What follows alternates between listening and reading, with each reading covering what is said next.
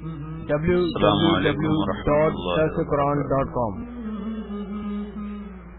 الحمد لله الذي لا نحصي ثناء عليه وهو كما أثنى على نفسه ونشهد أن لا إله إلا الله وحده لا شريك له ونشهد أن سيدنا ومولانا محمدا عبده ورسوله أرسله بالحق بشيرا ونذيرا وداعيا إلى الله بإذنه وسراجا منيرا صلى الله تعالى عليه وعلى آله وعلى أصحابه وبارك وسلم تسليما كثيرا كثيرا أما بعد فأعوذ بالله من الشيطان الرجيم بسم الله الرحمن الرحيم الحج أشهر معلومات فمن فرض فيهن الحج فلا رفث ولا فسوق ولا جدال في الحج وما تفعلوا من خير يعلمه الله وتزودوا فإن خير زاد التقوى وقال النبي صلى الله تعالى عليه وسلم الحج المبرور ليس له الجزاء إلا الجنة قالوا وما بر الحج يا رسول الله قال إطعام الطعام وطيب الكلام أو كما قال صلى الله تعالى عليه وسلم. میرے محترم بھائی اور دوستو، اس زندگی کا خاتمہ اللہ نے طے کیا ہوا ہے، اس میں بقا کسی کو نہیں ہے. ہر انسان کے لیے مرنا ہے، مٹنا ہے، چھوڑ جانا ہے. جو بناتے ہیں چھوڑنے کے لیے بناتے ہیں، جو جمع کرتے ہیں چھوڑنے کے لیے جمع کرتے ہیں. اور آج کا انسان کوئی بہت ہی نادان ہے. ہر آدمی زیادہ چھوڑنے کی محنت کرنے کے لیے دوڑ رہا ہے کہ میں زیادہ چھوڑ کے مروں، زیادہ چھوڑ کے مروں. موت کے وقت ان لوگوں کی کیفیت بڑی عبرتناک اور حسرتناک ہوتی ہے. تو اس زندگی کا ایک مقصد ہے کہ ہم اپنے مرنے سے پہلے اللہ کو راضی کر لیں. کامیابی کا مفہوم جو اللہ نے ہمیں سمجھایا اور بتایا ہے وہ بالکل اور ہے، جو ہم سمجھے ہیں بالکل اور ہے. ہمارے مفہوم اور ماحول میں پیسے کا مل جانا، کاروبار کا بڑھ جانا، عزت کا مل جانا، شہرت ہو جانا، تو لوگوں میں اس کا مقام، حیثیت، مرتبہ قائم ہو جانا، اس کو کامیابی کہتے ہیں. وہ شخص کی بڑی سکسیسفل لائف ہے، بڑی کامیاب زندگی گزار رہا ہے. اور کامیاب زندگی کا مفہوم کیا ہوتا ہے کہ دنیا بہت زیادہ اس کے پاس آ رہی ہے. ناکامی کا مفہوم کیا بنایا ہوا ہے؟ جسے کوئی پوچھے نہ، جس کی دنیا نہ بن سکی، جس کا گھر نہ بن سکا، جس کے پاس مال و اسباب جمع نہ ہو سکے، یہ ناکام ہے.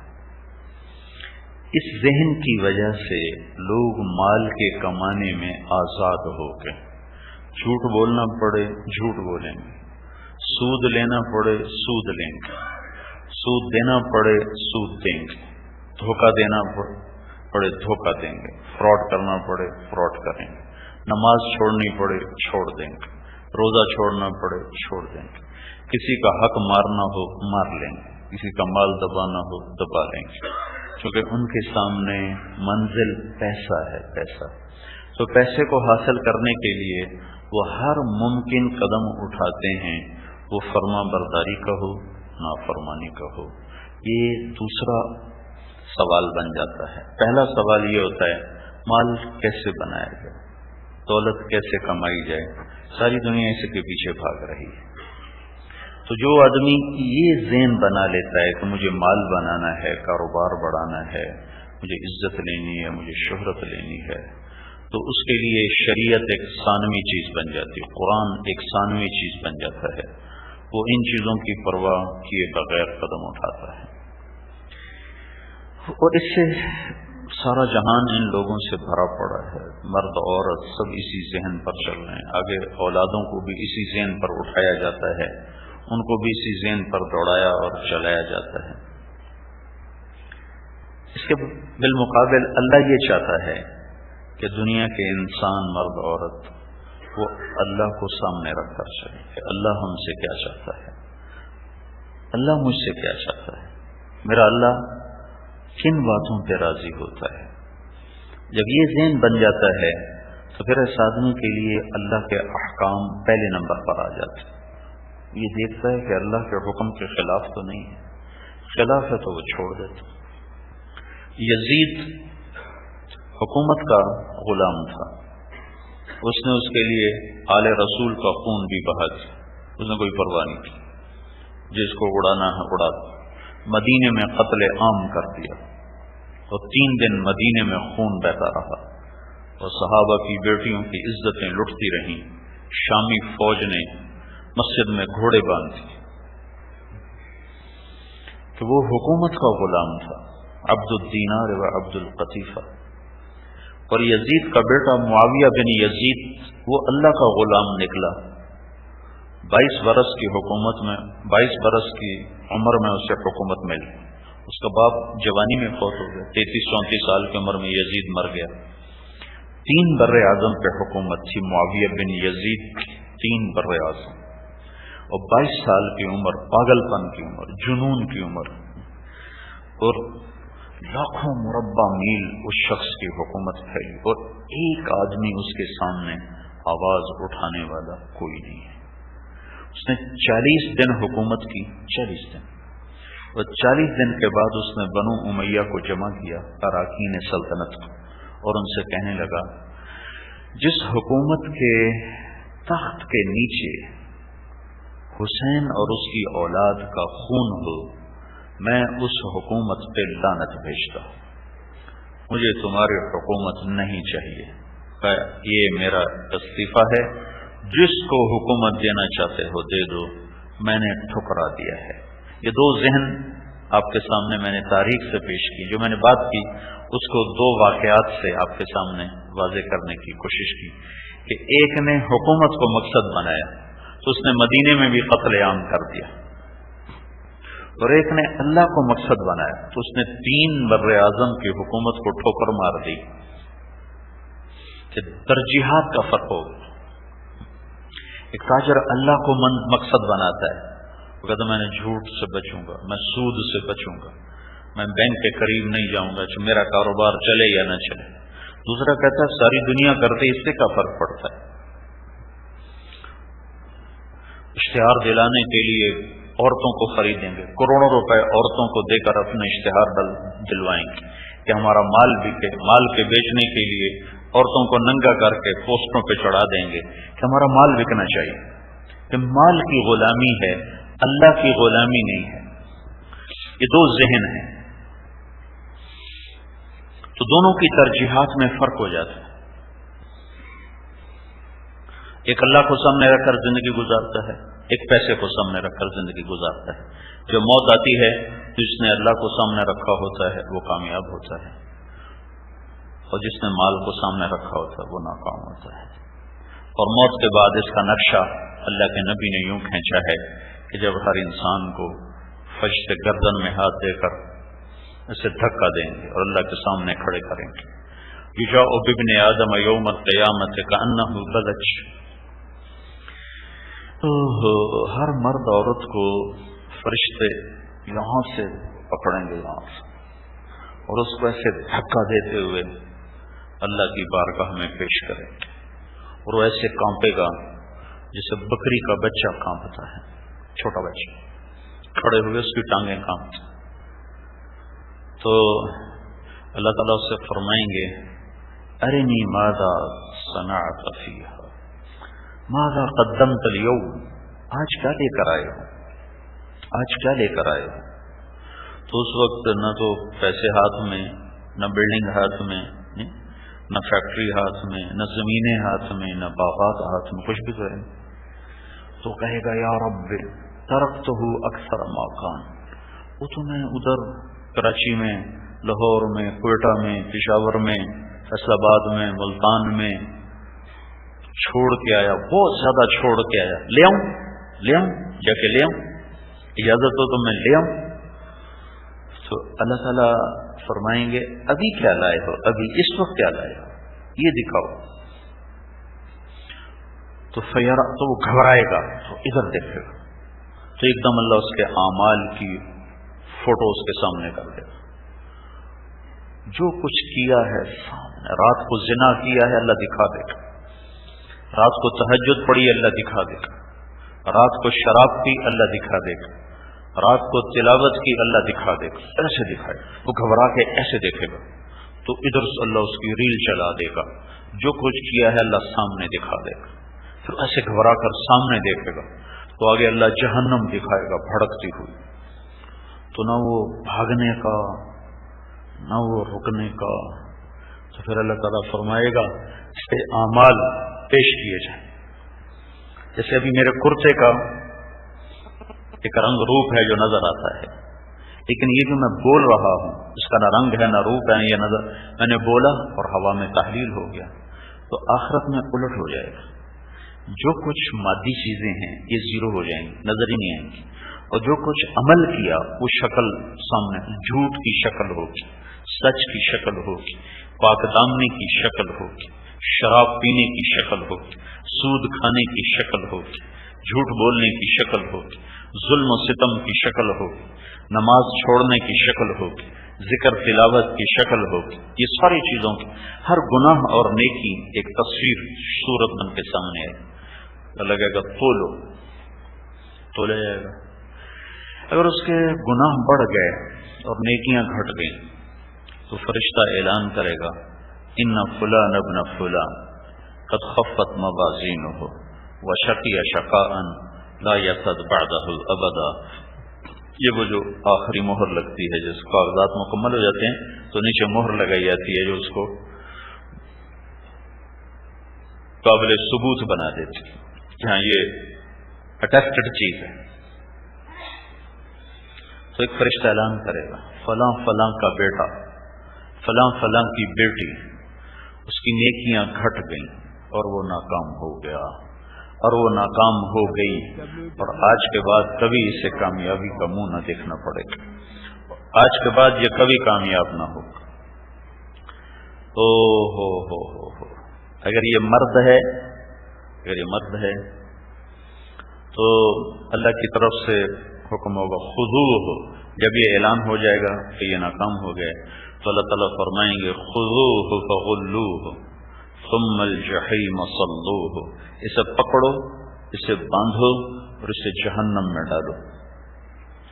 اگر وہ مرد ہے تو فرشتے آئیں گے اور اس کے یہاں ہاتھ ڈالیں گے، یہاں جبڑے کے اندر، یہ نیچے والا جبڑا یہاں سے پکڑیں گے، یہاں سے، اور اس کو ایسے جھٹکا دیں گے ایسے، تو اس کا نچلا جبڑا سارا باہر نکل جائے گا اور اسے کلابازیاں کھاتا ہوا گرے گا، کہے گا رحم رحم رحم، تو کہیں گے رحمان نے رحم نہیں، ہم کہاں سے پکڑے؟ اگر پکڑ ہے تو اس کے سر کی چوٹی سے پکڑیں گے، بالوں سے سر کی چوٹی سے پکڑ کے جھٹکا دیں گے تو ایسے کلابازیاں کھاتی ہوئی گرے گی اور کہے گی رحم رحم رحم، تو فرشتے کہیں گے رحمان نے رحم نہیں کیا، ہم کہاں سے رحم کریں؟ ناکام، جس کو کہتے ہیں ناکام، یہ ناکام ہو گیا۔ جس کے وزن نیکیوں کے بھاری ہو گئے، زیادہ ہو گئے، وہ گناہ تو ساتھ ہوتے ہی ہیں، اس لیے ہمیں حکم ہے کہ لوگوں کی اچھائیاں دیکھو، برائیاں نہ دیکھو، پتہ نہیں کون سی نیکی وزنی ہو کر اس کے گناہوں کی معافی کا سبب بن جائے، اور میں کسی کی کمی اور برائی دیکھ کر اس کی حقارت کا شکار ہو کر اللہ کی نظروں سے گر جاؤں۔ انسان گناہ کر کے اللہ کی نظروں میں اتنا حقیر نہیں ہوتا جتنا اوروں کو حقیر سمجھ کے اللہ کی نظروں میں حقیر ہوتا ہے۔ گناہ کر کے اتنا اللہ کی نظروں سے نہیں گرتا جتنا اوروں کو ان کی کمیوں کی وجہ سے حقیر سمجھ کر اللہ کی نظروں سے گرتا ہے۔ یہ شیطان کا بہت بڑا وار ہے، بہت بڑا، جو نیک پر بھی چلاتا ہے، برے پر بھی چلاتا ہے، جو لوگوں کے عیب پکڑنے پر رہتے ہیں، لوگوں کی خوبیاں نہیں دیکھتے۔ 100 خوبیوں میں ایک عیب نظر آ جائے نا اور وہ پکڑ کے اچھالتے رہتے ہیں، 100 خوبیوں کو نظر انداز کر دیتے ہیں۔ اور اللہ نے تو تول لگایا ہے، تول ہے، اگر نیکیاں بڑھ گئیں اور وہ جو کمیاں میں نے دیکھی تھی جن پر میں نے اسے حقیر سمجھا تھا وہ اس پر اس کی نیکیاں غالب آ گئیں، وہ جنت میں جائے گا، میں جہنم میں جاؤں گا. تو میں نے کسی مسلمان مرد عورت کو حقیر کیوں جانا، ذلیل کیوں جانا؟ اللہ کے نبی نے فرمایا کسی آدمی کے برا ہونے کے لیے اتنا ہی کافی ہے وہ اوروں کو حقیر سمجھتا، اوروں کو برا سمجھتا. تو اگر اس کی نیکیوں کا وزن بڑھ گیا تو فرشتہ اعلان کرے گا. پہلا مفہوم میں نے ناکامی کا بتایا، یہ مفہوم کامیابی کا بتا رہا ہوں. تو فرشتہ اعلان کرے گا ان فلان ابن فلان قد ثقلت موازینہ وسعید سعادۃ لا یشقی بعدها ابدا. فلاں فلاں کا بیٹا، اس کی نیکیاں بڑھ گئیں اور وہ کامیاب ہو گیا. فلاں فلاں کی بیٹی، اس کی نیکیاں بڑھ گئیں اور وہ کامیاب ہو گئی. آج کے بعد یہ کبھی ناکامی کا منہ نہ دیکھیں، یہ کامیاب. تو جب یہ اعلان ہوگا سعید سعادت، کامیاب ہو گیا.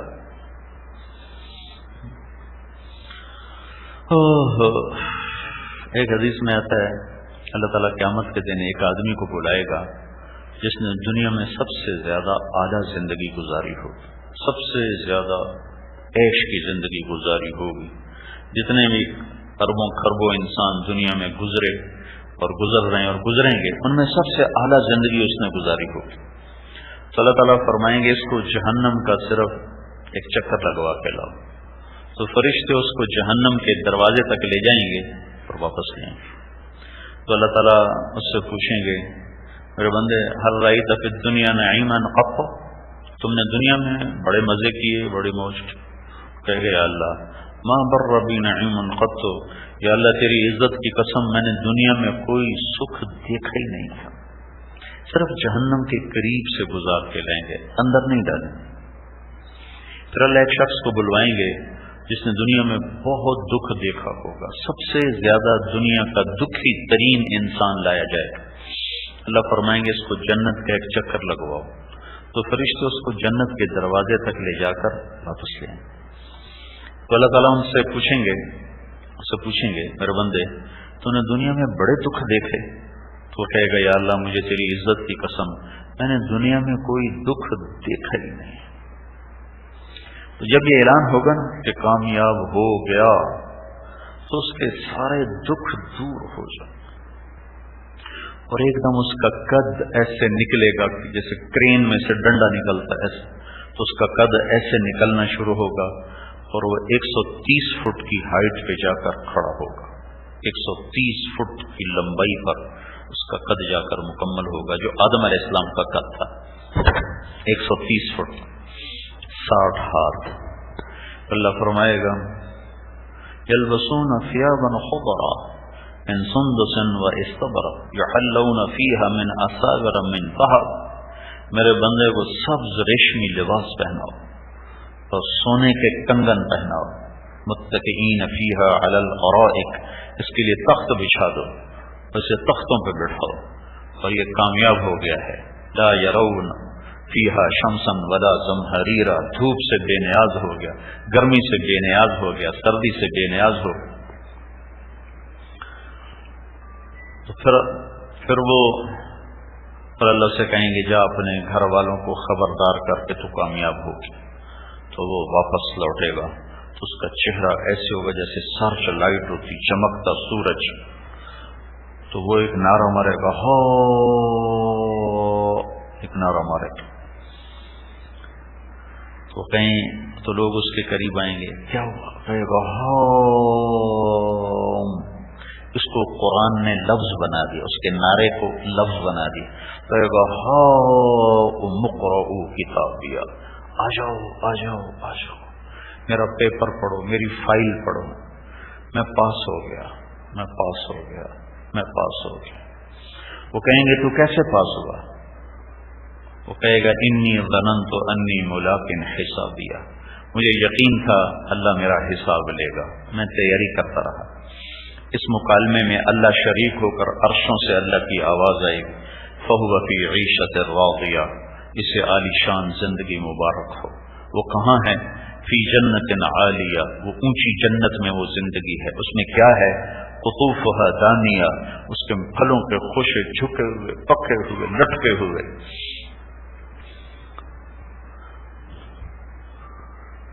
کیا کرو اب یہاں؟ کلو، کھاؤ، اور کیا کرو؟ وشربو، پیو، اور کیا ہوگا؟ ہنیئا، کھانے کی تکلیف نہیں، پینے کی تکلیف نہیں، کھانے پہ پخانا نہیں، پینے پہ پیشاب نہیں، بد پرہیزی کرنے پہ بیماری نہیں، ہنیئا، اور کوئی کام نہیں۔ کلو وشربو ہنیئا، اس وجہ سے بما اسلفتم فی الایام الخالیہ، جو تم نے دنیا میں اچھے عمل کر کے مجھے راضی کیا، اس کی یہ جزا ہے، اس کا یہ صلہ اور بدلہ ہے۔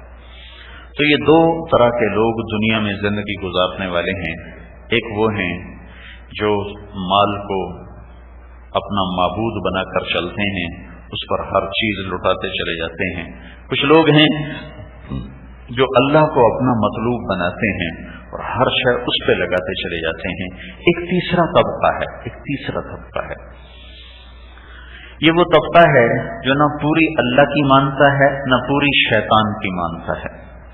کبھی یہ اللہ کی ماننے میں سرگرم ہوتے ہیں، کبھی شیطان کی ماننے میں سرگرم ہوتے ہیں۔ یہ متوسط درجے کے میں اور آپ اس طبقے سے تعلق رکھتے ہیں کہ ہم کبھی اللہ کی ماننے میں آگے اور کبھی ایسا ریورس لگتا ہے کہ شیطان کی ماننے میں آگے، کبھی ہر نیکی کا شوق، کبھی ہر گناہ کا شوق، کبھی ہر برائی سے بھاگنا، کبھی ہر نیکی سے بھاگنا۔ خلطوا عملا صالحا وآخر سیئا، یہ وہ لوگ ہیں جنہوں نے نیکیوں کے ساتھ اپنے گناہوں کو بھی شامل کیا ہوا ہے۔ تو اللہ تبارک و تعالیٰ نے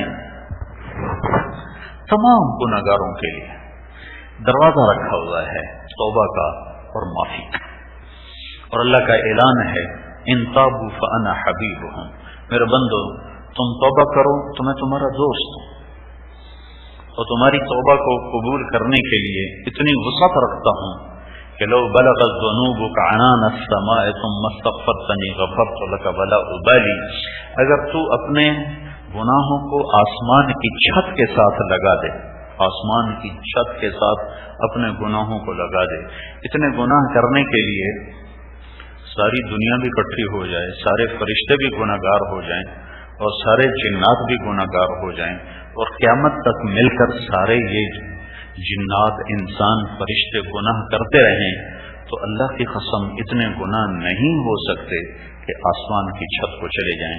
لیکن اللہ کا فرمان ہے ایک آدمی، ایک عورت، ایک مرد، سرحد کا، پنجاب کا، بلوچستان کا، سندھ کا، مکے کا، مدینے کا، عراق کا، شام کا، ایران کا، جہاں کا ایک مرد، ایک عورت اتنے گناہ کرے کہ آسمان کی چھت کو لگا دے، تو صرف ایک دفعہ کہے یا اللہ معاف کر، تو اللہ کہتا ہے میں سارے ہی معاف کر دیتا ہوں، بلا ابالی، مجھے کوئی پرواہ نہیں۔ تو ایک تیسرا طبقہ ہے جو کبھی اللہ کے سامنے، کبھی شیطان کے سامنے، کبھی اللہ کے آگے سر جھکایا ہوا ہے، کبھی شیطان کے آگے سر جھکایا ہوا ہے۔ بھائیو ان کو بھی اللہ کا ارشاد ہے کہ ادخلوا فی السلم کافہ، پورے بنو، پورا بننے کے لیے صرف علم کافی نہیں ہوتا، صحبت بڑی ضروری ہے، صحبت کے بغیر پختگی نہیں آتی۔ یہ ہمیں اللہ نے تبلیغ کا کام دیا ہے کہ بڑی نعمت عظمیٰ ہے، بڑی عظیم نعمت ہے۔ میں آپ سب سے درخواست کروں گا پاکستان واپس جا کر آپ تبلیغ میں باقاعدہ وقت دینا شروع کریں۔ یہ صحبت پختگی لاتی ہے، نیک ماحول، نیک صحبت اور نیک سفر، نیک جگہ کا، مسجد کا قیام، یہ آہستہ نیکی کے پلڑے کو جھکا دیتا ہے اور گناہوں کے پلڑے کو اٹھا دیتا ہے، اور نیکیاں مرغوب ہو جاتی ہیں، گناہوں سے نفرت ہو جاتی ہے۔ میں یہ آپ سب بھائیوں سے گزارش کروں گا کہ آپ واپس جا کر تبلیغ میں وقت ضرور لگائیں، اس میں ایمان کی ترقی ہے۔ پہلے اہل اللہ ہوتے تھے، بڑی بڑی شخصیات، ان کی صحبت میں زندگیوں میں تبدیلی آتی تھی، اب وہ اٹھ گئے، اب ایسے لوگ کوئی نہیں ہیں جن کے پاس بیٹھ کر زندگیوں میں انقلاب آئے۔ وہ آئے اشاق گئے وعدہ فردہ لے کر، اب انہیں ڈھونڈ چرا گئے رخ زیبا لے کر، وہ اللہ کے ہاں پہنچ گئے. اللہ نے ہمیں یہ دعوت کا کام دیا ہے، اس میں اگر مستقل آپ چلتے رہیں گے تو اللہ آپ کی زندگی میں انقلاب لے کر آئے گا. یہ بھی ایک اچھی صحبت کا سفر ہے. اس لیے لوگ حج کے بعد جاتے ہیں تو بہت سو کی زندگی بدل جاتی ہے. داڑیاں رکھ لیتے ہیں، نمازیں شروع کر دیتے ہیں، سود چھوڑ دیتے ہیں، جھوٹ چھوڑ دیتے ہیں. اور اگر ان کو اچھی صحبت ملتی رہے تو وہ پکے رہتے ہیں، اور جو صحبت سے ماحول سے کٹ کر ان کو ریورس لگنا شروع ہو جاتا ہے، پھر آہستہ آہستہ پیچھے جانا شروع ہو جاتے ہیں. لیکن یہاں مکے کا ماحول، مدینے کا ماحول، لاکھوں انسانوں کے ساتھ نماز پڑھنا، ذکر کرنا، تلاوت کرنا، یہ روح پہ اثر انداز ہوتا ہے. تو اللہ کے راضی کرنے والے اعمال میں ایک عمل حج ہے، جس کے لیے کل ہماری تیاری ہو رہی ہے. اللہ تعالیٰ نے 5 فرائض ہم پر عائد کیے ہیں. ایک اللہ پر ایمان لانا، یہ 24 گھنٹے فرض ہے. ایک 5 وقت نماز پڑھنا، یہ دن میں 5 وقت فرض ہے. ایک رمضان کے روزے رکھنا، یہ سال میں ایک دفعہ 1 مہینے فرض ہے. پھر اپنے مال میں سے زکوٰۃ دینا، یہ سال میں 1 دفعہ فرض ہے مالداروں پر. آخری 2 فرض مالداروں کے لیے ہیں، زکوٰۃ دینا مالداروں پر. اللہ کے نبی کا فرمان ہے، ایک زمانہ آئے گا میری امت کے مالدار زکوٰۃ دینا چھوڑ دیں، کہیں گے ہماری اپنی کمائی ہے، ہم نے اپنی محنت سے کمایا، ہم نے اپنی محنت سے کمایا، یہ ٹیکس ہم کہاں سے دیں؟ تو یہ قارون کے ساتھی بن جائیں کہ قارون کو بھی اللہ تعالیٰ کے نبی موسیٰ علیہ السلام نے کہا تھا زکوٰۃ دو، تو ان کی زکوٰۃ تھی 10%، ہماری تو 2.5%. ہمیں تو 100 پہ 2.5 روپے دینے پڑتے ہیں، ان کو 100 پہ 10 روپے دینے پڑتے تھے. تو دنیا میں اتنا مال کسی کو اللہ نے دیا ہی نہیں. کیا آپ اندازہ لگائیں کہ جس کے خزانوں کی چابیاں اٹھانے کے لیے پوری جماعت تھی، لَتَنُوءُ بِالْعُصْبَةِ وَالْقُوَّةِ، صرف چابیاں اٹھانے کے لیے ایک پوری جماعت تھی. تو اس نے جب حساب جوڑا تو کہاں سے کہاں بات چلی، تو اس نے الٹا ہی چکر چلا دیا. خیر وہ الگ بات ہو جائے گی. تو چوتھا فرض ہے زکوٰۃ دینا، جس سے مال پاک ہو جاتا ہے. اور یہ اللہ کے نام پہ خرچ کرنا ایسا عجب عمل ہے، اس کا ادنا درجہ ہے زکوٰۃ. اللہ تعالیٰ اور اللہ کے فرشتے اللہ کے نبی پر درود پڑھتے ہیں. ان اللہ وملائکتہ یصلون علی النبی. پھر اللہ ہمیں کہتا ہے یا ایھا الذین آمنوا صلوا علیہ وسلموا تسلیما. یہ اللہ ہمیں کہتا ہے کہ تم بھی میرے نبی پر درود پڑھو. تو رسول اللہ صلی اللہ علیہ وسلم وہ ہستی ہیں جن پر اللہ بھی درود پڑھتا ہے اور اللہ کے فرشتے بھی درود پڑھتے ہیں. اور عجب بات ہے کہ جو اللہ کے نام پر مال خرچ کرتے ہیں، اللہ تعالیٰ اپنے نبی کو یہ کہہ رہا ہے، اپنے نبی کو کہ میرے حبیب، میں اور میرے فرشتے اور ایمان والے تیرے اوپر درود پڑھتے ہیں، اور تو ان پر درود پڑھ جو میرے نام پر مال خرچ کرتے. اللہ اپنے نبی کو کہہ رہا ہے کہ تو بھی درود پڑھ. کس پر؟ اپنی امت کے ان لوگوں پر درود پڑھ جو میرے نام پہ مال خرچ کرتے ہیں. خذ من اموالهم صدقة تطهرهم بها وتزكيهم وصل عليهم ان صلاتك سكن لهم. یا میرے محبوب، تو درود پڑھ جو میرے نام پہ مال خرچ کرتے ہیں. مالداروں پر ہے. غریبوں کو قرآن میں 10 دفعہ آیا ہے آتوا الزکاۃ آتوا الزکاۃ آتوا الزکاۃ، زکات دو زکات دو زکات دو. 82 دفعہ آیا ہے مال خرچ کرو مال خرچ کرو مال خرچ کرو. 10 دفعہ زکات دو اور 72 دفعہ مما رزقناہم ينفقون، انفقوا مما رزقناکم. عام حکم دیا ہے، غریب سے بھی کہا ہے تو بھی مال لگا. کہ ایک تو اللہ پہ قرضہ چڑھتا ہے، دوسرا اللہ تعالیٰ مصیبتوں کو ڈالتا ہے، تیسرا اللہ رزق کھول دیتا ہے. آپ نے فرمایا ہر مسلمان کے ذمے ہے صدقہ کرنا. علی کل مسلم صدقہ، تو صحابہ نے کہا علم یستطع یا رسول اللہ, اس کے پاس پیسہ ہی نہ ہو تو وہ کیسے صدقہ کرے؟ تو آپ نے فرمایا یعمل بیدیہ ویتصدق وینفق علی نفسہ, تو اسے چاہیے کہ وہ مزدوری کرے اور مزدوری کر کے کچھ پیسے اللہ کے نام پہ خرچ کرے اور کچھ اپنے بچوں پر خرچ کرے. اگر زکوٰۃ کا حکم زندہ ہو جائے تو کسی بھی ملک میں کوئی فقیر نہیں رہ سکتا. اگر زکوٰۃ کا حکم زندہ ہو جائے, اگر مالدار لوگ زکوٰۃ دیں, صرف لاہور شہر, صرف کراچی شہر کے لوگ زکوٰۃ دینا شروع کر دیں, ایک کراچی شہر کے مالدار زکوٰۃ دینا شروع کر دیں تو کراچی سے لے کر گلگت تک کوئی ایک آدمی بھوکا نہیں رہے گا. لیکن لاکھوں میں ایک آدمی ہے جو زکوٰۃ دینے والا ہے. پانچویں چیز جو اللہ نے ہم پر فرض کی وہ حج ہے.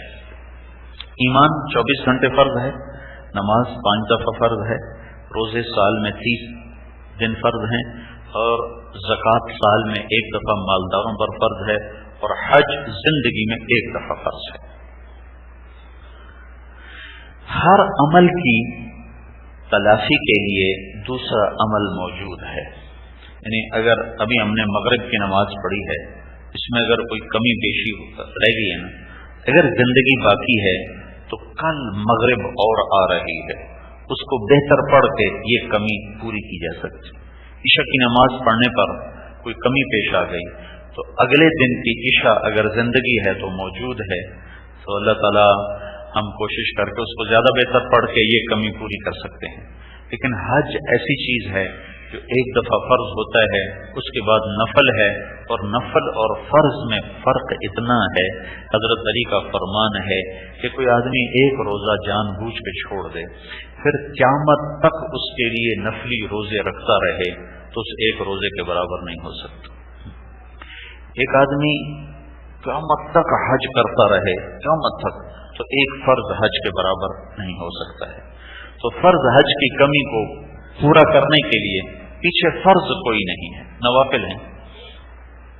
تو ویسے تو جو احرام باندھ لیتا ہے تو احرام باندھنے کے بعد سب پہ حج فرض ہو جاتا ہے, لیکن ایک کی فرضیت نفل کے درجے میں ہے اور فرض والے کی فرضیت فرض کے درجے میں ہے.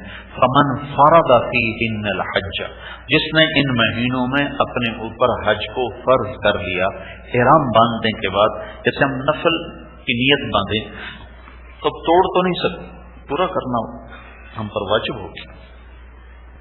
جیسے فرض کی نیت باندھو نہیں توڑ سکتے, نفل کی نیت باندھو نہیں توڑ سکتے. تو حج زندگی میں 1 دفعہ فرض ہوتا ہے, اور اس کی فرضیت کے بعد نفل ہمارے پاس کوئی نہیں ہے. کل ہمارا اللہ کے فضل و کرم سے یہ سفر شروع ہو رہا ہے. اس کا اجمالی خاکہ کوئی اتنا مشکل نہیں ہے. حج اپنے رش کی وجہ سے, جگہ کی قلت کی وجہ سے اور ٹرانسپورٹیشن کی وجہ سے یہ مشکل ہو گیا ہے. ویسے کرنے میں یہ کوئی اتنا مشکل نہیں ہے. جب رش نہیں ہوتا تھا اور سڑکیں بھی نہیں تھیں, راستے بھی نہیں تھے, آسانی سے سارے مناسک ادا ہو جاتے تھے.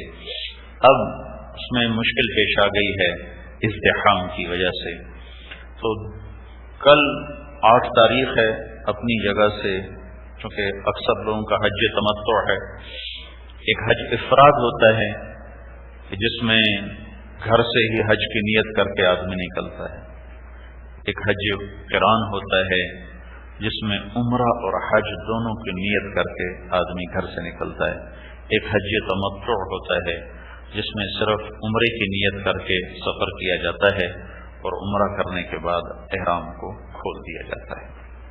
اگر اللہ تعالی بار بار آنے کی توفیق دے تو کبھی افراد کرے, کبھی تمتع کرے, کبھی قران کرے, کیونکہ تینوں کے افضل ہونے کے قول موجود ہیں. تینوں کے امام مالک فرماتے ہیں حج افراد افضل ہے. کیوں افضل ہے؟ کہ اللہ کے رسول نے جب صلی اللہ علیہ وسلم جب ذوالحلیفہ سے احرام باندھا تو آپ نے کہا لبیک حجۃ اللہم لبیک, یا اللہ میں حج کا تلبیہ پڑھتا ہوں. افراد. تو اللہ کے نبی کی پسند افراد تھی, تو امام مالک کا فتویٰ ہے کہ حج افراد سب سے افضل ہے۔ تو جبریل آ گئے، انہوں نے آ کے عرض کی یا رسول اللہ آپ عمرہ شامل کریں حج کے ساتھ۔ یہ کیوں شامل کریں؟ ایک بدعت کو روکنا تھا۔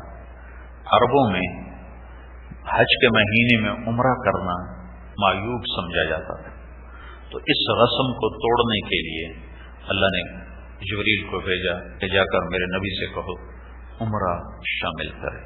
تو پھر آپ نے حجتن و عمرتن، لبیک حجتن و عمرتن دونوں شامل کر لی۔ تو آپ نے خود حج قران کیا۔ اس چیز کو لے کر ابو حنیفہ رحمۃ اللہ علیہ کے قول کے مطابق حج قران افضل ہے۔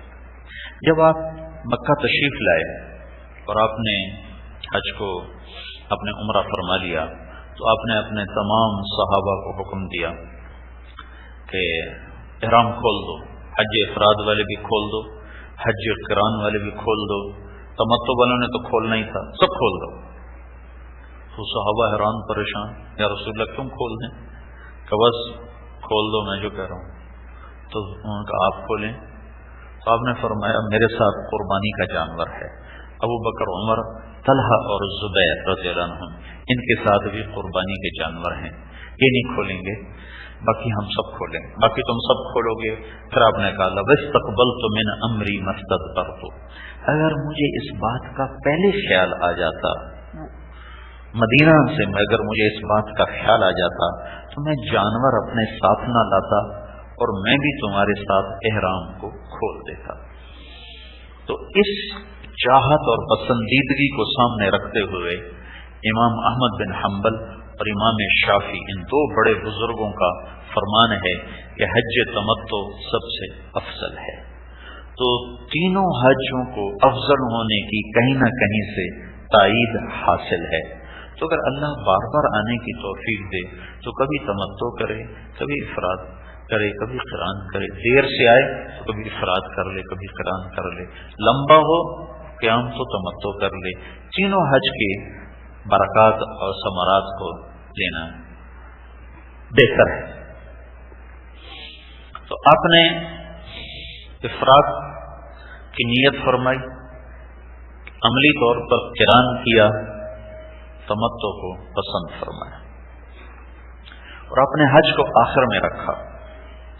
12,000 کا مجموعہ لے کر آپ 25 ذو القعدہ کو ہفتے کے روز ظہر کی نماز پڑھنے کے بعد تھوڑی سی حج پر بیان فرمایا اور غسل فرما کے سہارا بستی سے کپڑا آتا تھا اچھی قسم کا، سہارا پہلے یمن میں تھا اب مسقط میں ہے، وہاں کی 2 چادروں کا احرام باندھا، بغیر نیت کے 2 چادریں زیب تن فرمائیں اور آپ ذوالحلیفہ تشریف لائے 12,000 کے مجمع کے ساتھ۔ رات یہاں قیام فرمایا، 5 نمازیں پڑھیں اور عصر، مغرب، عشاء، فجر، ظہر، 5 نمازیں پڑھیں مسافرانہ قصر کے ساتھ۔ یہاں ابو بکر کے بیٹے پیدا ہوئے، محمد بن ابی بکر، اسماء بنت عمیس کے بطن سے، اور فجر کے بعد آپ نے احرام کی تیاری فرمائی، غسل فرمایا، اس کے بعد آپ نے تیل لگایا، خوشبو لگائی۔ خوشبو جسم پہ لگا سکتے ہیں، احرام چادروں کو نہیں۔ احرام کی نیت کرنے سے پہلے جسم پہ خوشبو لگائی جا سکتی، بالوں پہ، داڑھی پر، ہاتھوں پر خوشبو لگائی جا سکتی، چادر پر نہیں۔ پھر شہد لگایا، شہد اس لیے لگایا کہ آپ کے بال شانوں تک تھے، بڑے بڑے، تو وہ ہوا میں، کیونکہ سر پر نہ پگڑی نہ چادر، تو ہوا میں وہ بکھر نہ جائیں، تو شہد لگا کر گوند کی طرح ان کو چپکا دیا۔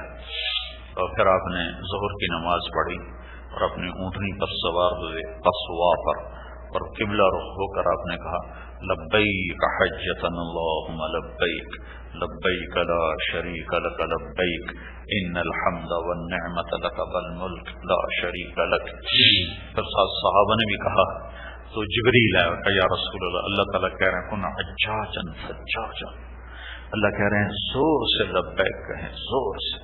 جو پتھر پہاڑ دن کا درخت سنے گا قیامت کے دن آپ کے حق میں یہ گواہی دے گا۔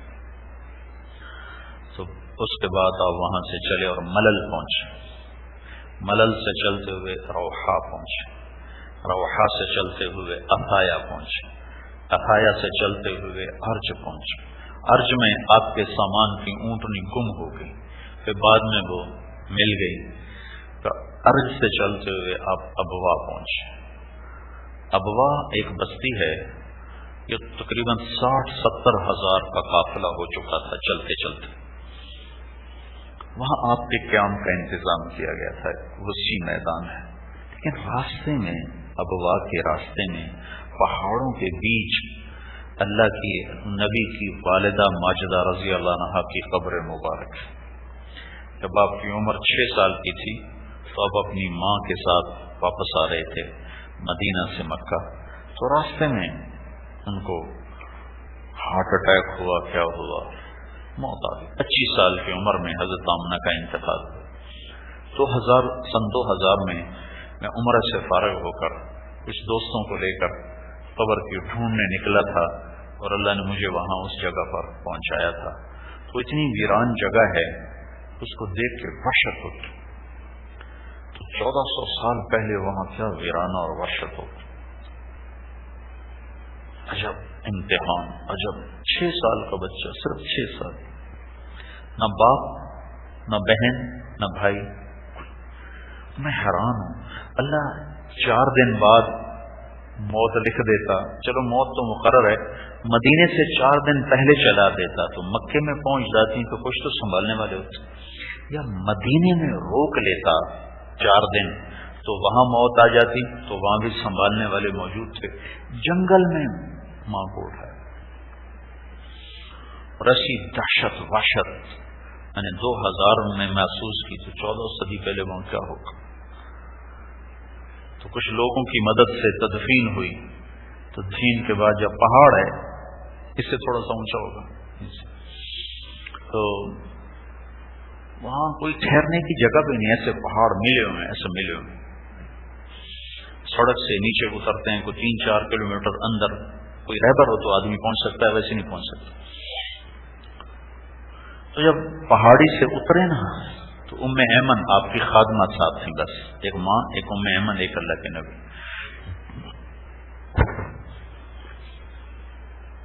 تو اللہ کے نبی غائب نظر نہیں آئے لوگوں میں تھے، تو ام ایمن نے پیچھے مڑ کے دیکھا تو اوپر سے آواز آ رہی تھی، تو اوپر گئی تو کیا منظر دیکھا، تو پہاڑ بھی پگھل رہے ہوں گے کہ اللہ کے نبی اپنی ماں کی قبر کو لپٹ کے لیٹے ہوئے تھے۔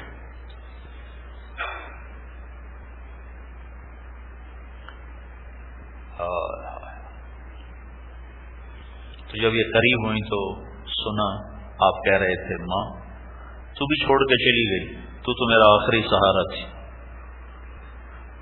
تیرے بعد میں کس کی گود میں سر رکھوں گا۔ تو ام ایمن نے اٹھانا چاہا تو اللہ کے نبی رو پڑے کہ مجھے چھوڑ دو، میں ماں کے بغیر کہیں نہیں جاؤں گا۔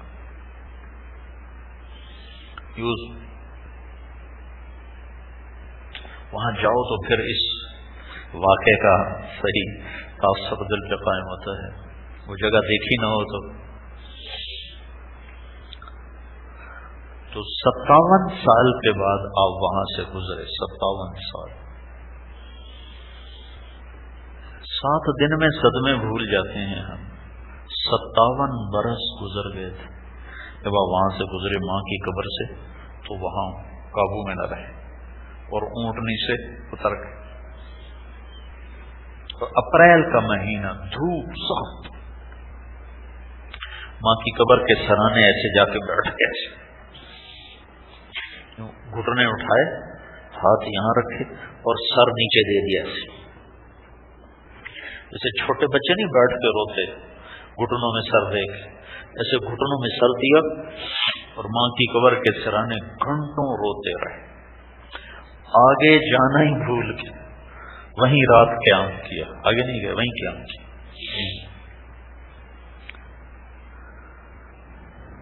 اور اس تمنا کا اظہار کیا، کاش میری ماں زندہ ہوتی تو میں اس کی ایسی خدمت کرتا کہ میں عشاء کی نماز کے مصلی پر ہوتا اور سورت فاتحہ شروع کر چکا ہوتا تو میری ماں مجھے کہتی بیٹا محمد تو میں ماں کی خاطر نماز توڑ دیتا اور میں کہتا لبیک یا اماں.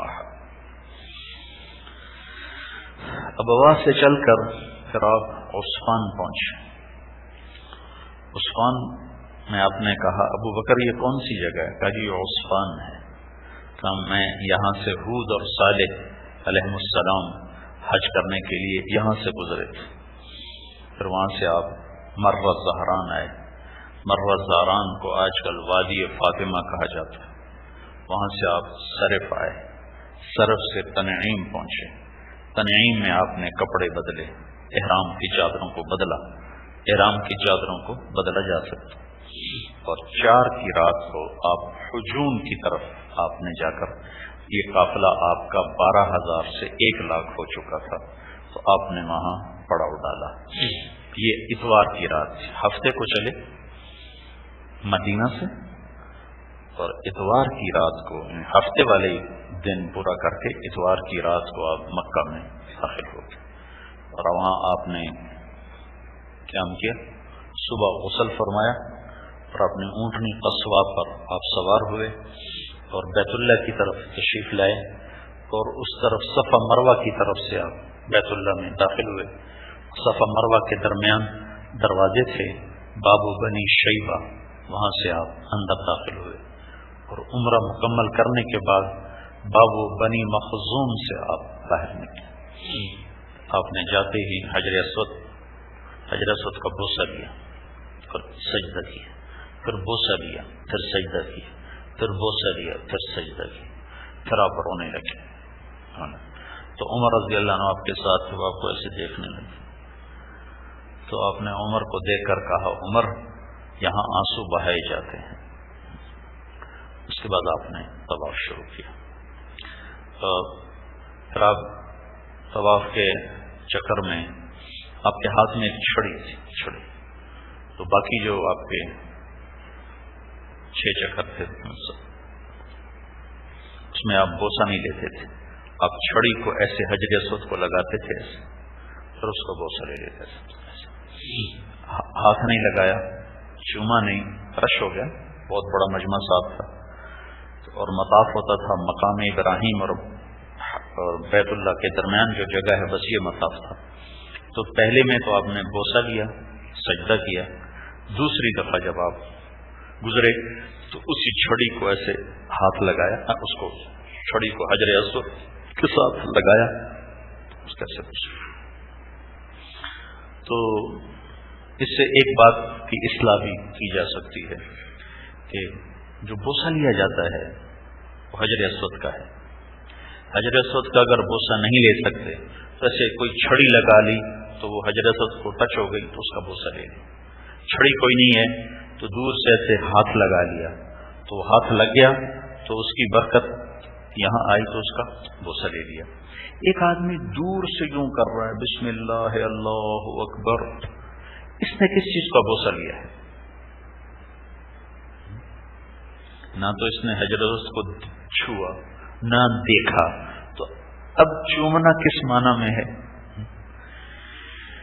تو چومنے کا حکم 3 طرح ہے. 3 طرح. خود چومے ایک بار، خود نہیں چوم سکا کوئی چھڑی لگا لی اس سے چوم لیا دوسری. تیسری شکل چھڑی نہیں، ہاتھ پہنچ گیا، ہاتھ لگا بوسہ. چوتھی شکل میں بوسہ ہے ہی کوئی نہیں، کرنے میں کوئی حرج نہیں، کرتے رہو، کوئی حلال حرام کی بات تو ہے نہیں. لیکن جو صحیح کرنا چاہیے وہ بتا کہ اللہ اکبر اتنے زور سے چومتے ہیں کہ ٹھا ٹھا دی آواز نہیں. تو یہ چومنا نہیں ہے، یہ چومنا نہیں ہے. چومنا 3 شکلوں میں، بذات خود فزیکلی، چھڑی لگا کر چھڑی کا بوسہ، ہاتھ لگا کر ہاتھ کا بوسہ. چوتھی شکل بوسے کی کوئی نہیں، کو کر لے تو کون سا کوئی حکم ٹوٹ گیا ہے. لیکن جو صحیح طریقہ ہے وہ آپ کو بتا رہا ہوں. جب آپ دور سے طواف کر رہے ہیں تو آپ کا صرف یوں اللہ اکبر کہنا ہی کافی ہے. اللہ اکبر، مڑنا بھی نہیں چاہیے. رش میں قبلے کی طرف مڑنا بھی نہیں چاہیے، کھڑے بھی نہیں ہونا چاہیے۔ باقی جو آپ نے چکر پورے فرمائے، چونکہ آپ کے ساتھ مجمع تھا تو جب آپ اس کے قریب آتے تھے تو بس ایسے کر کے اس کو لگاتے تھے اور آگے چلے جاتے تھے، اللہ اکبر کر آگے چلے جاتے تھے۔ پھر تیسرے یا چوتھے چکر میں آپ کو پیاس لگی تو آپ طواف چھوڑ کے پانی پینے بھی گئے، زمزم کے کنویں پر جا کر آپ نے پانی پیا، پھر دوبارہ آ کے طواف شروع کیا۔ تو اس سے معلوم ہوا کہ بیچ میں کوئی تقاضا پیش آ جائے تو جایا جا سکتا ہے، جہاں سے طواف چھوڑا تھا وہیں سے اس کو دوبارہ شروع کیا جا سکتا ہے۔ پھر اس کے بعد آپ نے 2 نفل پڑھے مقام ابراہیم پر، قل یا ایھا الکافرون اور قل ھو اللہ کے ساتھ۔ پہلے 3 چکر میں آپ نے کندھا ننگا رکھا، پہلے 3 چکر میں۔ اور رمل کیسے کہتے ہیں؟ بھاگنے کو نہیں کہتے، وہ لوگ بھاگ رہے ہوتے ہیں جب رش ہوتا ہے۔ ابھی پرسوں میں نے عمرہ کیا تو لوگ پیک ہو گئے، کھڑے ہو گئے، تو جو عمرہ کرنے والے تھے انہوں نے وہیں ناچنا شروع، ایسے کود رہے تھے، ایسے کود رہے۔ تیز چلنے کا نام رمل ہے، تیز چلنا، اور کندھے ذرا اکڑا کے چلنا، اس کو رمل کہتے ہیں۔ بھاگنے کو نہیں کہتے، کودنے کو نہیں کہتے۔ جب رش ہے تو حکم ہی نہیں ہے، وہیں کھڑے کھڑے وہ بیچارے جمپ لگا رہے ہوتے۔ سبحان، یہ صحابہ بھی اللہ کے عجب پیارے لوگ تھے۔ جب آپ حدیبیہ کا عمرہ قریش نے نہیں کرنے دیا حدیبیہ میں، تو یہ طے ہوا کہ اگلے سال آؤ، اگلے سال عمرے کے لیے آئے۔ تو مکے والوں میں یہ مشہور ہو گیا کہ مدینے جا کر یہ لوگ کمزور ہو گئے، بیمار ہو گئے، ان کی صحتیں خراب ہیں، ان کی قوتیں وہ نہیں ہیں۔ یہ بات اللہ کے نبی تک پہنچی تو آپ نے فرمایا کندھے ننگے کرو اور اکڑ کے چلو، انہیں دکھاؤ کہ ہماری قوتیں بحال ہیں۔ بیت اللہ میں اکڑ کے چلنا، ساری دنیا میں اللہ کہتا ہے جھک کے چلو، جھک کے چلو، جھک کے چلو، لا تمشِ فی الارض مرحا، اکڑ کے نہ چل، تکبر سے نہ چل۔ لیکن جب اللہ سے نسبت قائم ہوتی ہے تو اکڑنا بھی دین بن جاتا۔ تو یہ جو سامنے بادشاہوں کا محل ہے، جس پر محل بنا ہوا ہے، یہ جبل ابی قبیس ہے۔ سارے مکے والے وہاں بیٹھے ہوئے تھے دیکھنے کے لیے، قریب ترین پہاڑ وہ تھا کہ یہ آپ کیسے؟ تو ہم نے کہا کندھے ننگے کرو اور اکڑ کے چلو، دکھاؤ کہ ہم مضبوط۔ تو انہیں کندھے ننگے کی اور ایسے اکڑ کے چل رہے تھے۔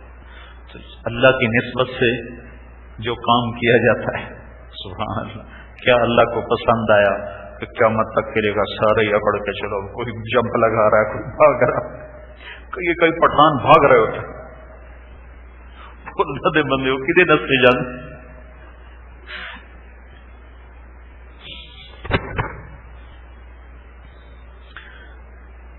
پھر اس کے بعد آپ نے 3 چکر میں ویسے اکڑ کے چلے۔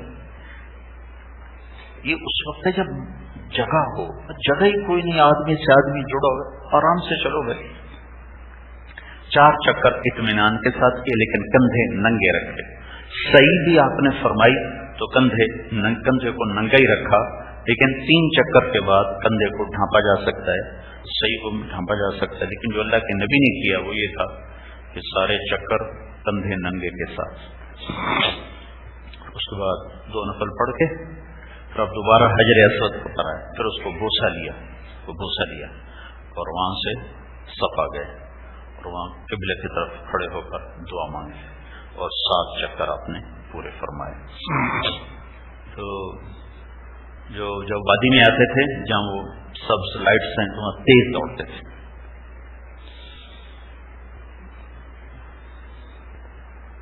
اور اتنا تیز دوڑتے تھے کہ آپ کے تہمد میں ہوا بھر جاتی تھی، ویسے گھومنے لگتی تھی آپ کے طواف کی چادر ایسے گھومنے لگتی۔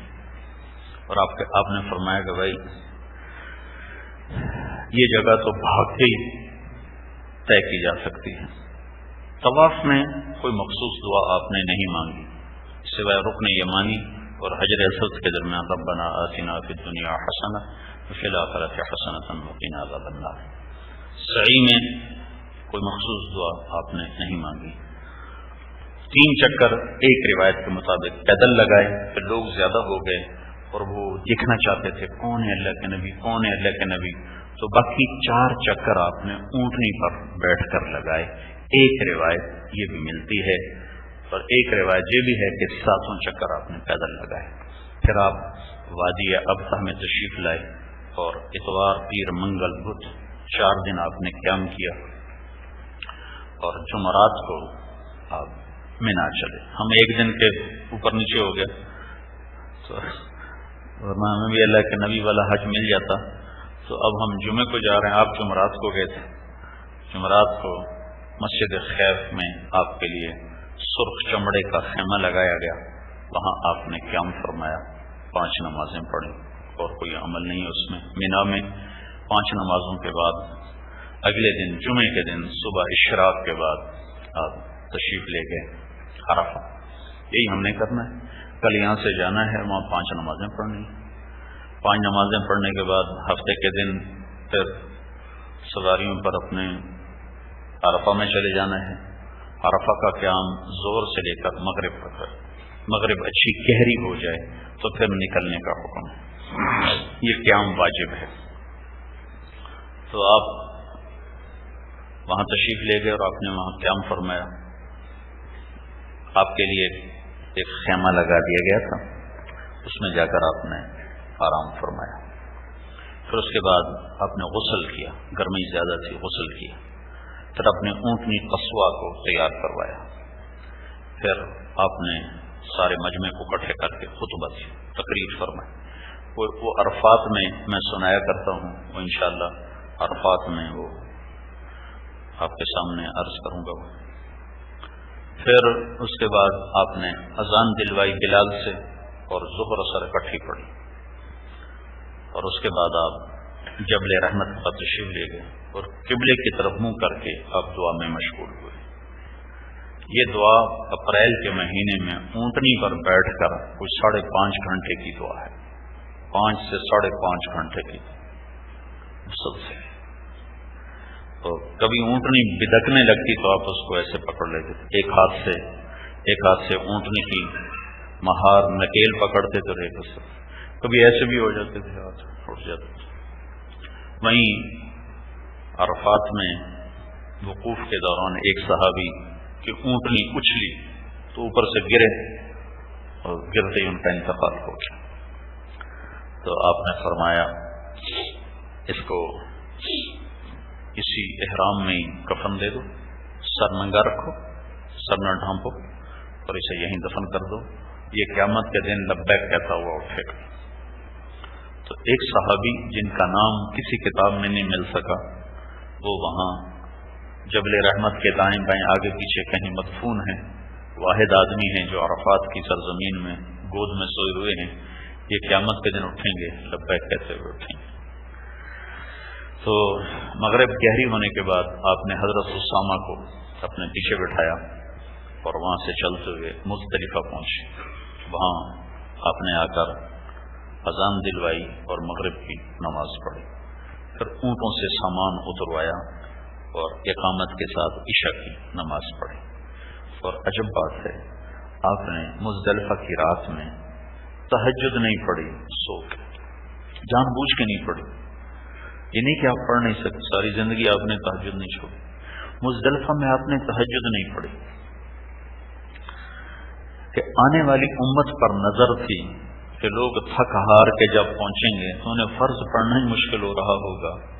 تو آپ نے جان بوجھ کے تہجد نہیں پڑھی کہ اگر کوئی میرے جیسا کمزور آدمی تھک ہار کے سو جائے تو صرف فجر ہی پڑھ لے تو بھی اسے سنت کے اتباع کا اجر نصیب ہو جائے. تہجد یہ رات مبارک رات ہے، مانگنے کی رات ہے، نوافل کی رات ہے. لیکن میرے نبی کا عمل ہمیشہ کمزور کو سامنے رکھ کر ہوتا تھا. تو آپ وہ رات سوئے رہے، کھایا پیا بھی کچھ نہیں، صرف عرفات میں 1 پیالہ دودھ پیا تھا بس. پھر صبح فجر کی نماز پڑھائی، پھر دعا میں مشغول ہو گئے. تو وہاں ایک صحابی آئے، عروہ بن مطرس. یہ آخری حاجی، 1.25 لاکھ میں آخری حاجی عروہ بن مطرس. کہنے لگے یا رسول اللہ، میں لیٹ ہو گیا تھا، میں عرفات میں دیر سے پہنچا، میرا حج ہو گیا. صاحب نے فرمایا اگر میرے ساتھ نماز پڑھ لی ہے فجر انہوں نے پڑھ لی تھی، اور اس سے پہلے دن یا رات میں عرفات میں سے گزر ہو گیا تو تمہارا حج ہو گیا۔ یہ عروہ بن مدرس بن طائی یہ آخری حاجی تھے۔ پھر وہاں سے آپ فارغ ہوئے دعا سے، اور سورج نکلنے سے پہلے آپ نے فضل بن عباس کو پیچھے بٹھایا اور آپ تشریف لائے بڑے شیطان کے پاس، اور اونٹنی پر بیٹھ کر ہی آپ نے 7 کنکر مارے۔ اسامہ رضی اللہ تعالیٰ نے اونٹنی کو پکڑ لیا، بلال رضی اللہ تعالیٰ نے ایسے چادر کا سایہ کیا اور آپ نے 7 کنکر مارے۔ اس کے بعد آپ نے مجمع کی طرف متوجہ ہوئے اور جو 9 تاریخ کو تقریر فرمائی تھی اسی کو دہرایا 10 تاریخ، ایک جملے کے اضافے کے ساتھ، فَلْيُبَلِّغِ الشَّاهِدُ الْغَائِبُ، میرا پیغام دنیا میں پہنچانا تمہارے ذمہ ہے۔ جتنا تبلیغ کا کام ہو رہا ہے اس کی بنیاد کوئی تحریک یا کوئی جماعت نہیں، اس کی بنیاد یہ حدیث پاک ہے کہ ہم آخری نبی کی آخری امت ہیں، ہمارے ذمہ اللہ کا پیغام اوروں تک پہنچانا ضروری ہے۔ پھر اس کے بعد آپ نے 63 اونٹ آپ نے ذبح فرمائے۔ 100 اونٹ تھے آپ کے پاس، کچھ حضرت علی یمن سے لائے تھے، کچھ آپ کے مدینہ سے لائے تھے، تو 63 اونٹوں میں سے 5 کو الگ کرتے تھے، 5 میں سے 1 کو سامنے لاتے تھے، اس کو آپ ایسے برشا مارتے تھے۔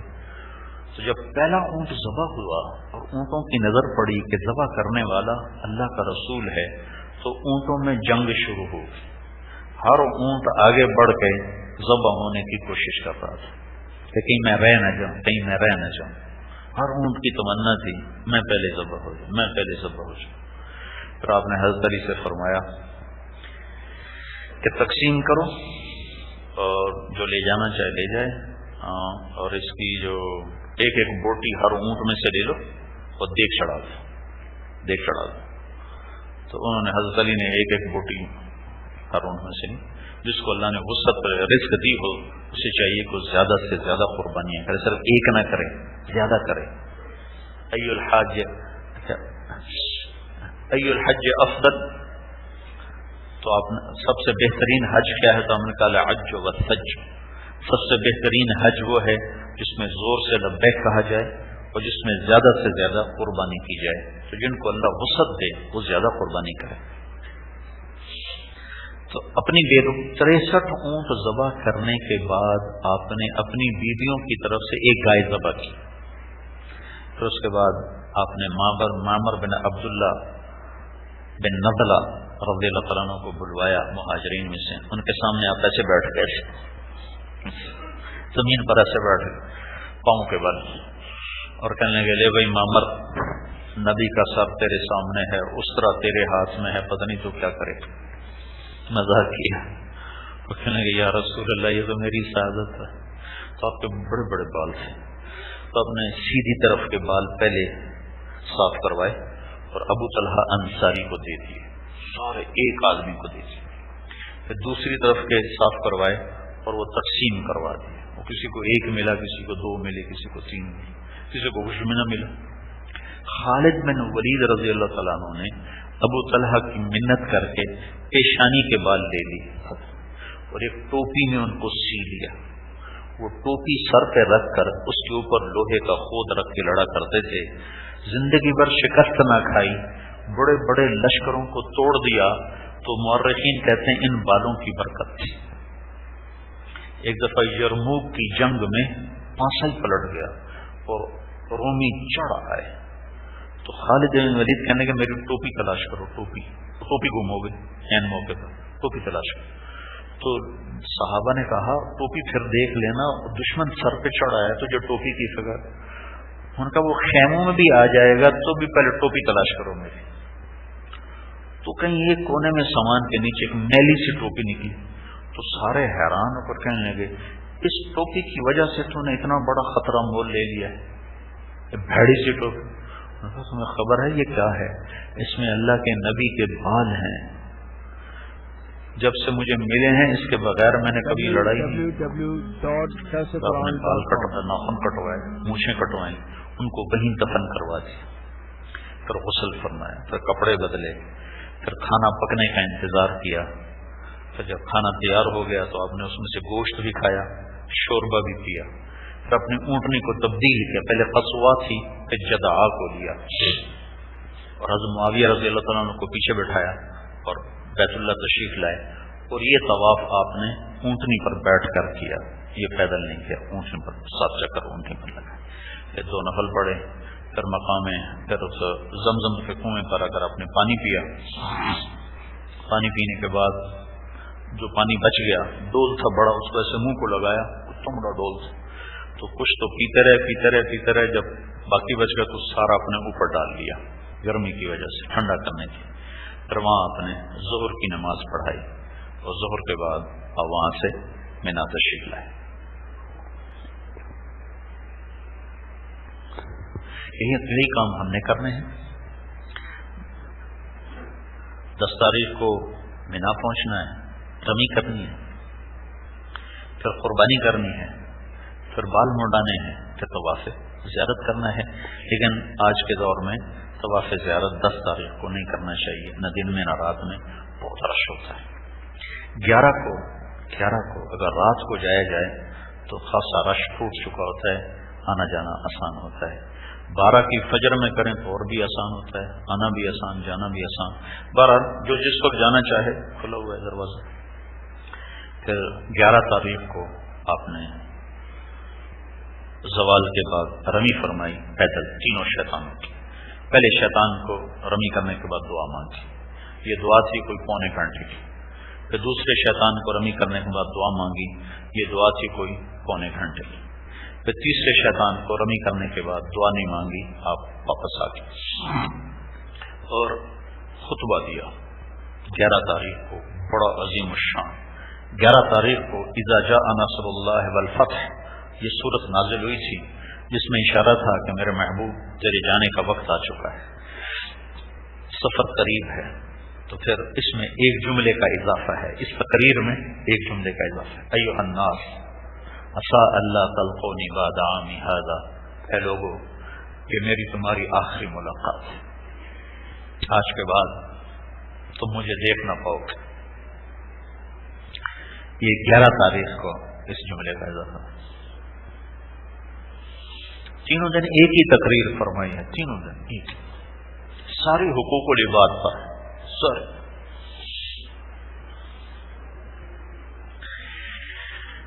12 تاریخ کو کوئی اجتماعی کام کوئی نہیں ہے، آپ نے کنکریاں ماری، خیمے میں تشریف لے گئے، کچھ لوگوں نے جانا چاہا تو آپ نے اجازت دے دی، کافی سارا مجمع چلا گیا، کافی سارا مجمع ٹھہر گیا۔ 13 کو آپ اپنی اونٹنی پر سوار ہوئے اور اونٹنی پر بیٹھ کر ہی آپ نے کنکریاں ماری بیٹھے بیٹھے تینوں شیطانوں کو۔ پھر خیف و بنی کینانا تشریف لائے، یہاں آپ کے لیے ایک چمڑے کا خیمہ لگا دیا گیا تھا، وہاں آپ نے زور اثر مغرب عشاء پڑھی، اور تہجد میں آپ تشریف لے گئے اور جا کر آپ نے طواف وداع کیا۔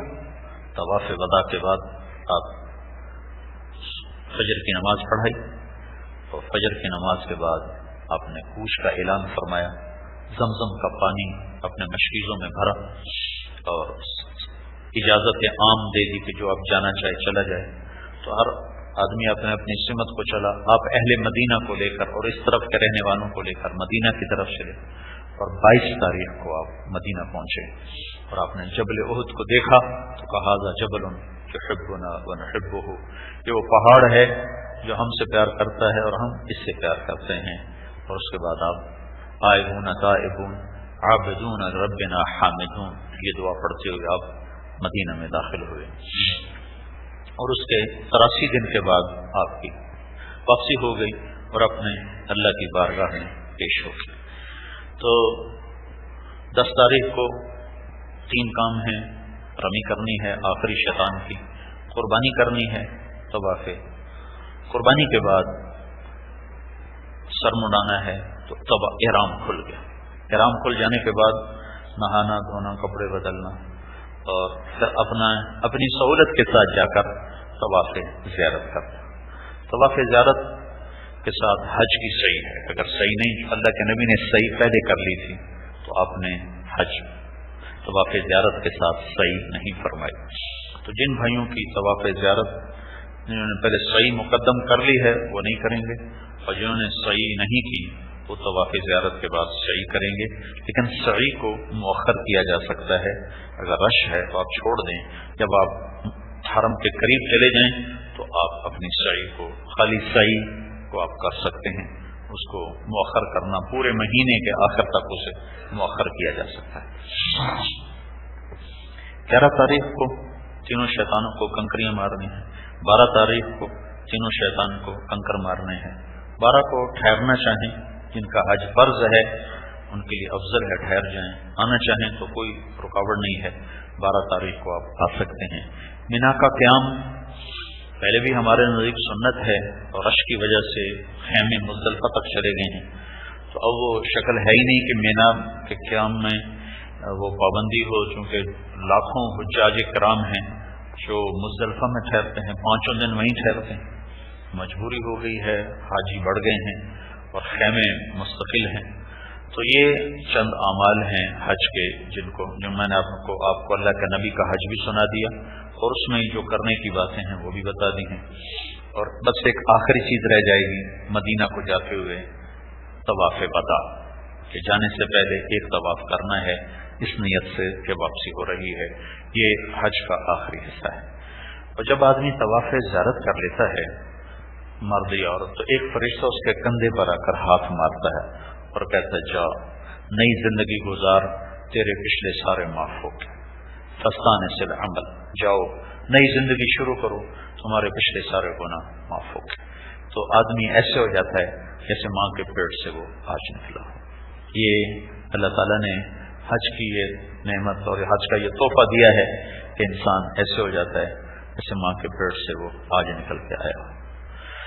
تو آخری بات کر کے نماز پڑھتے ہیں۔ اللہ تعالیٰ نے ایک مطالبہ کیا ہے حج کرنے والے سے، الحج اشہر معلومات، حج کے مہینے معروف ہیں، مشہور ہیں۔ فمن فرض فیہن الحج، جس نے اس میں حج کا احرام باندھ لیا تو اس سے اللہ کہتا ہے 3 باتیں مانگتا ہوں، صرف 3 باتیں مانگتا ہوں، اور یہ صرف حج کے ساتھ اور آئندہ آنے والی ساری زندگی کے ساتھ 3 چیزوں کو جوڑ۔ فمن فرض فیہن الحج فلا رفث ولا فسوق ولا جدال فی الحج، 3 کام ساری زندگی کے لیے کر لو، حج میں خاص طور پر اور ساری زندگی میں اہتمام کے ساتھ 3 کام۔ لا رفث، زبان کی بےہودگی سے توبہ کر لو، سب سے بڑا جرم دنیا میں، سب سے زیادہ جو گناہ ہوتا ہے وہ زبان کا غلط استعمال ہے۔ ہر آدمی شراب نہیں پیتا ہے، ہر آدمی زنا نہیں کرتا ہے، ہر آدمی سود نہیں کھاتا ہے، ہر آدمی چوری نہیں کرتا ہے، لیکن نیک و بد، حاجی غیر حاجی، عالم غیر عالم، صوفی غیر صوفی، نمازی بے نمازی، جو سب سے زیادہ جس چیز میں شیطان نے مجھے اور آپ کو مارا ہے یہ، تو نے کہا 3 کام تم سے چاہتا ہوں، 3 کام۔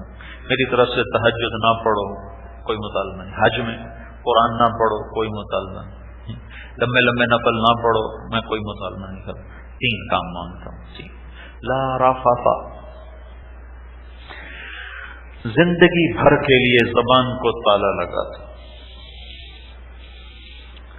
آپ نے حضرت معاذ بن جبل سے فرمایا معاذ تمہیں سارے دین کا خلاصہ بتاؤں، سارے دین کا خلاصہ، آج کیا ہے تو مجھے دیکھو، آپ نے ایسے کیا، یوں فرمایا، فزیکلی کر کے دکھایا۔ معاذ زبان پہ قابو پر، یہ کہنا تھا، عمل کر کے دکھایا۔ وہ کہنے لگے یا رسول اللہ زبان کے بول پہ پکڑے جائیں گے؟ کہ واہ معاذ، سب سے زیادہ جہنم میں دھکا دینے والی ہے ہی زبان۔ تو اللہ نے جڑ پکڑی، جڑ، سرا پکڑا، سرا ہاتھ میں آ جائے تو ہر شے ہاتھ میں آ جائے۔ جو عورت زبان پہ قابو پا لے گی، جو مرد زبان پہ قابو پا لے گا، سارا دین اس کا سوال ہے۔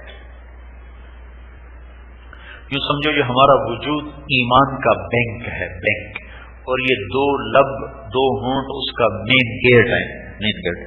بینک کو تالا ہے تو پیسہ محفوظ ہے، تالا ٹوٹ جائے تو ڈاکے چوریاں عام ہیں۔ تو یہ دو لپس اللہ تعالیٰ نے ہمیں دیے ہیں، یہ تالا ہے، تالا۔ یہ اگر بند رہے گا تو اندر خزانہ محفوظ ہے، اگر کھل جائے گا تو شیطان سب کو چوری کر کے ضائع کروا دے۔ تو یہ مطالبہ ہے لا رفافا، بےہودہ بول سے بچو موت تک کے لیے، حج میں خاص طور پر۔ فی الحج، یہ عجب آیت ہے۔ اب میں درد کی وجہ سے تھک چکا ہوں، زیادہ بول نہیں سکتا ہوں۔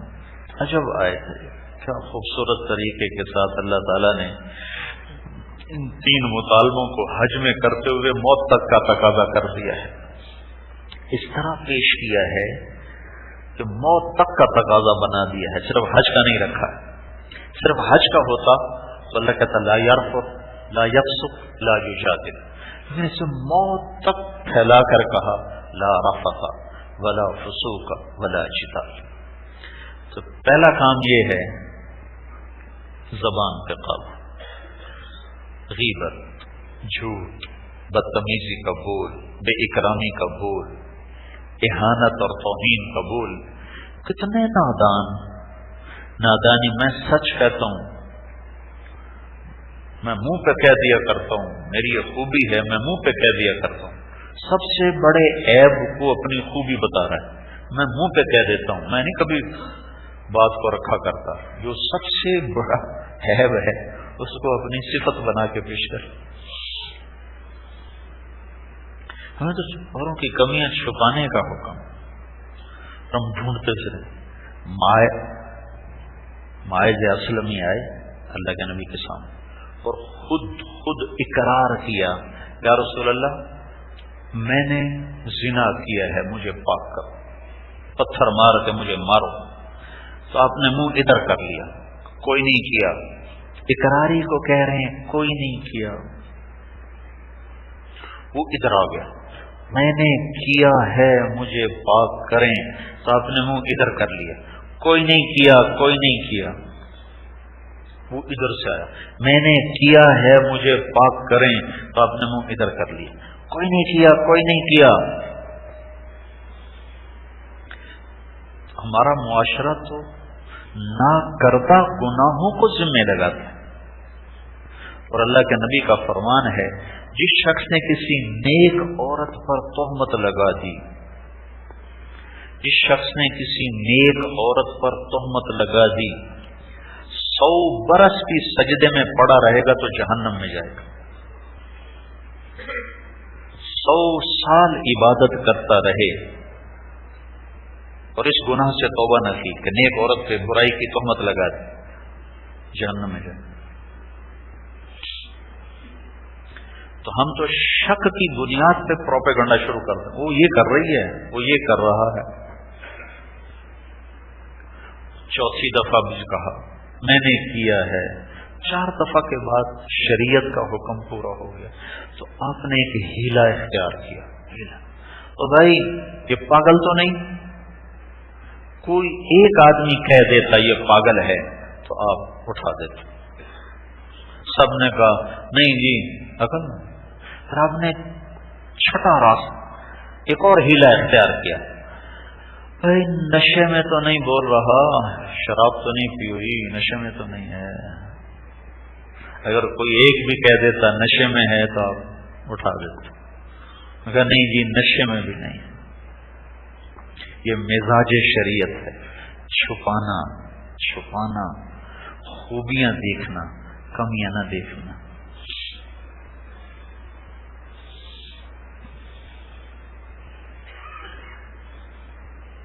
لا رفث، موت تک کے لیے حاجی صاحب سے مطالبہ ہے زبان کو تالا لگا دو۔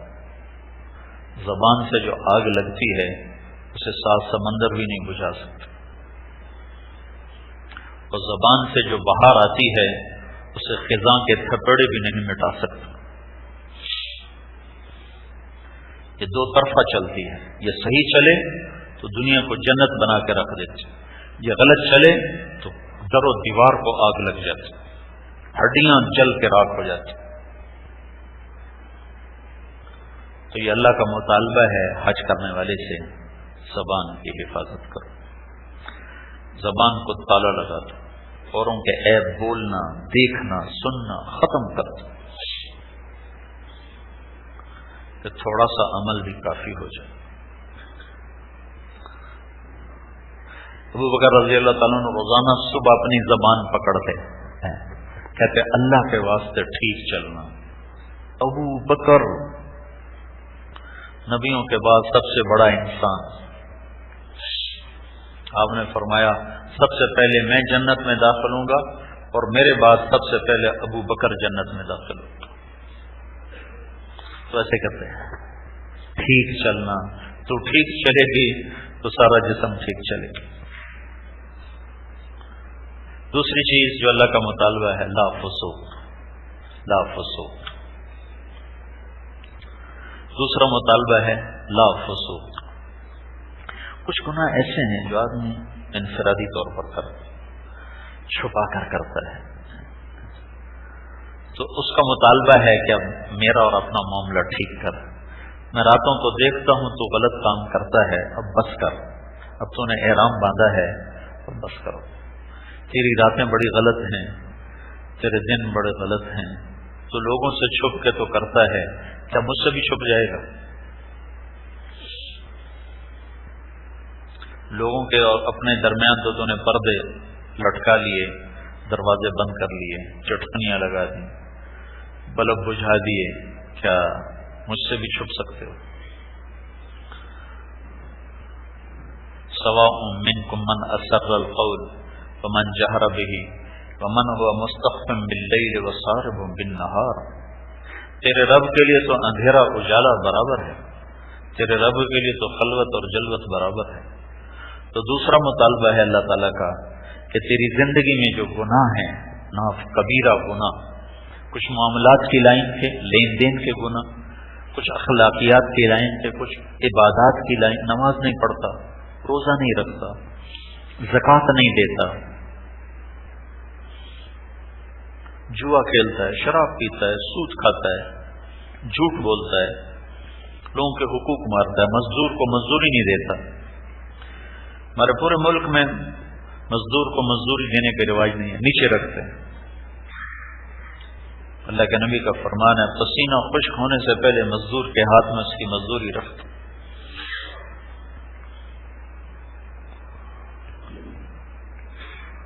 تو کبیرہ گناہوں کو زندگی سے نکال دو، حج میں بھی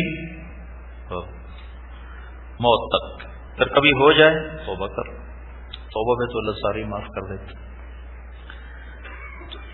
ایمانیات، عبادات، اخلاقیات، معاملات، معاشرت، اس میں جتنے گناہ انسانوں سے ہو رہے ہیں اور جو ہمیں اور آپ کر رہے ہیں، اللہ کا مطالبہ چھوڑ، بس کرو۔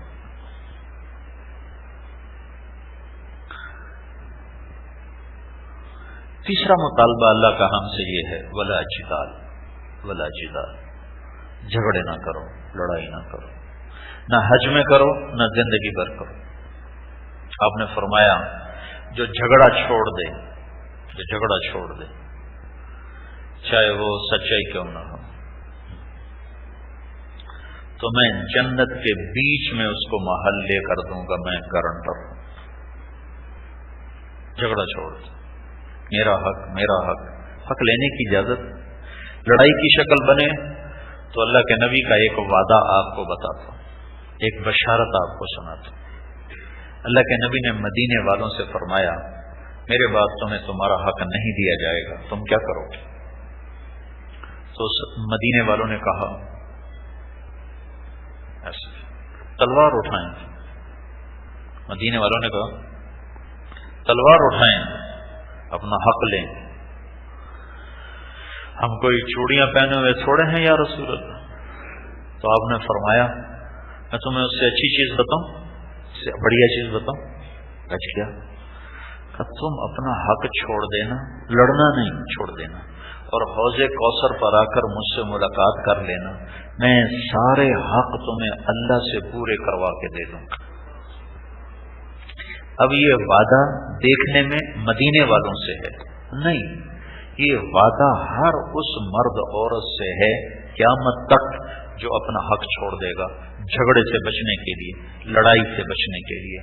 تو اسے بشارت ہو کہ قیامت کے دن حوض کوثر پر اس کی اللہ کے نبی سے ملاقات ہوگی، اور اللہ کا نبی اللہ سے اللہ کی شان کے مطابق سارے حقوق اسے پورے کروا کر دے گا، تو اس کا گھر تو پورا ہو گیا۔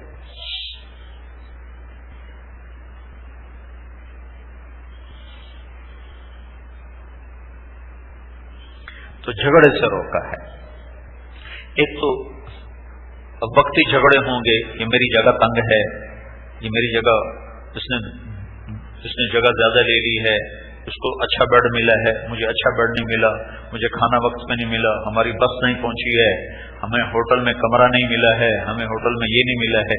ایک یہ جھگڑے یہ ہر سال ہوتے ہیں، کیونکہ اس صبر والا قصہ تو پاکستان والوں میں ہے ہی کوئی، عجب بے صبری کا مظاہرہ ہوتا ہے۔ تو اللہ نے خاص طور پر کہا ولا اچھی تھا، لڑو، صبر کر لو، چپ کر سہ جاؤ۔ یہ اللہ کو پالینے کا سفر ہے، تو اس میں اونچ نیچ تو ہوتی رہتی۔ اتنا بڑا مجمع ہے، اتنا رش ہے، تو یہ ذہن لے کے جائیں کہ ہمیں اس میں دقت ضرور پیش آئے گی، اللہ سے عافیت مانگیں، سہولت مانگیں، لیکن یہ نظامی ایسا ہے کہ اس میں ہو جاتا۔ 1992 کے حج میں ہم بس میں چڑھے صبح 7:30 بجے، اور اگلے دن 3:30 بجے بس سے اترے۔ اب آپ اندازہ لگا لیں کہ کتنے گھنٹے، ہم کوئی 26-27 گھنٹے بس میں ہی پھرتے رہے، صرف نماز کے لیے اترے۔ نہ کھانا ہمارے پاس تھا، نہ پانی ہمارے پاس تھا کہ وضو کر سکیں، پینے کو تیمم کرتے رہے، پینے کا پانی بچانے کے 2-2 4-4 گھنٹے۔ جون کے مہینے کا حج تھا، 27 گھنٹے بس میں گزر۔ مینا سے چلے 7 بجے اور اگلے دن 3 بجے مینا میں آئے، نہ کہیں اترنے کا موقع، ایسا پھنسے ٹریفک میں، ایسا پھنسے۔ اب اللہ کی طرف سے تھا، کوئی راستے ہی کوئی راستے نہیں۔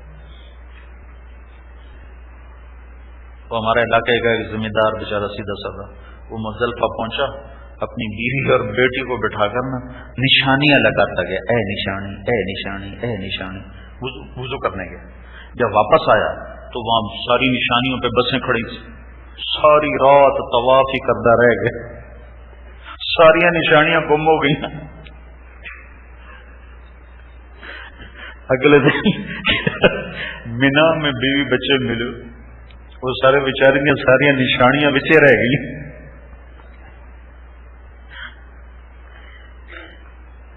تو اتنا رش ہوتا ہے، تو اللہ کا اللہ جیتا، لڑو نہیں، جھگڑا نہ کرو۔ کبھی ہوٹل پہ لڑ رہے ہوتے ہیں، کبھی کمروں پہ لڑ رہے ہوتے ہیں، کبھی جگہ پہ لڑ رہے ہوتے ہیں، کبھی روٹی پہ لڑ رہے ہوتے ہیں، کبھی آپس میں الجھ رہے ہوتے ہیں، چپ کر لا جیتا۔ اور یہی مطالبہ موت تک کر دیا ہے، تو موت تک جھگڑے چھوڑ دو، لڑائی چھوڑ دو۔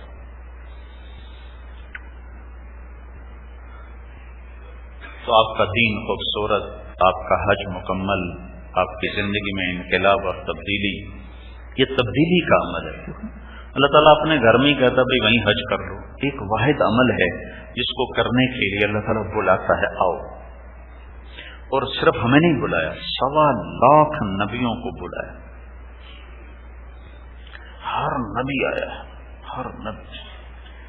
آدم علیہ السلام نے 1000 برس عمر پائی، ہر سال حج کیا، ہر سال پیدل آتے تھے، ہندوستان سے پیدل جاتے تھے۔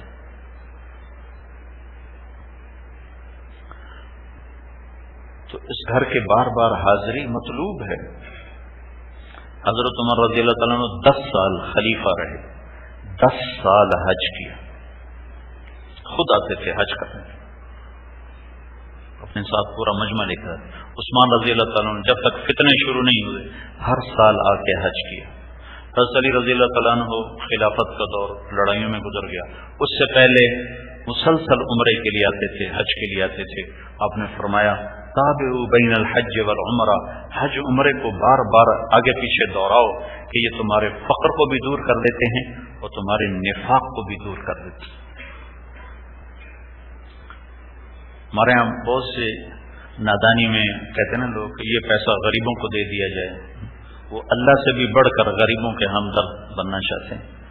یہ اتنا پیسہ ضائع ہوتا ہے، یہ غریب کو دے دیا جائے، کسی کی شادی کرا دی جائے تو وہ الگ ہے، وہاں بھی خرچ کرو، ادھر بھی اللہ کہتا آؤ، اللہ کے نام پر آؤ، اللہ سے آ کر یہ اللہ سے ملاقات کا سفر. تو یہ 3 باتوں کا حج میں مطالبہ ہے. اور ایک مطالبہ ہے اذکروا اللہ کا ذکرکم آباءکم او اشد ذکرا، کہ لبیک پڑھو اور اللہ کا ذکر کثرت سے کرو اور 3 کام چھوڑو. ایک زبان کا غلط استعمال چھوڑو، ایک خلوت جلوت کے کبیرہ گناہ چھوڑو، ایک لڑائی جھگڑا چھوڑو، تو تمہاری زندگی دنیا ہی میں جنت کا نمونہ بن جائے گی. تو یہ بھائیو مختصر حج کی جو ایک اللہ تعالیٰ نے بنائی ہے ترتیب، وہ میں نے آپ کی خدمت میں پیش کی ہے.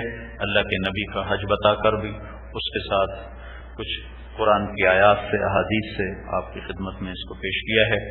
اس کو اپنے اندر لانے اتارنے کی کوشش کرنی ہے. انسان ہے، اونچ نیچ ہو جائے تو پھر معافی مانگ لی جائے، توبہ کر لی جائے، استغفار کر لیا جائے.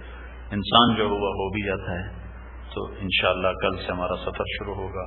پھر وہاں مینا میں کل مغرب کے بعد تھوڑی سی بات کریں گے. پھر عرفہ میں وہ جو حج کا خطبہ اللہ کے محبوب نے دیا، وہ میں صرف اسی خطبے کا ترجمہ کیا کرتا ہوں اپنی طرف سے، تھوڑا بہت اس کی تشریح کے لیے کہ اللہ کے نبی نے جو بات عرفات میں کہی تھی وہ ہم اپنے بھائیوں تک پہنچا دیں کہ یہ اللہ کے نبی کا فرمان ہے. اس کو اپنے سینے سے لگاؤ، دنیا اور آخرت کی کامیابی حاصل کرو. نماز کی تیاری کرو.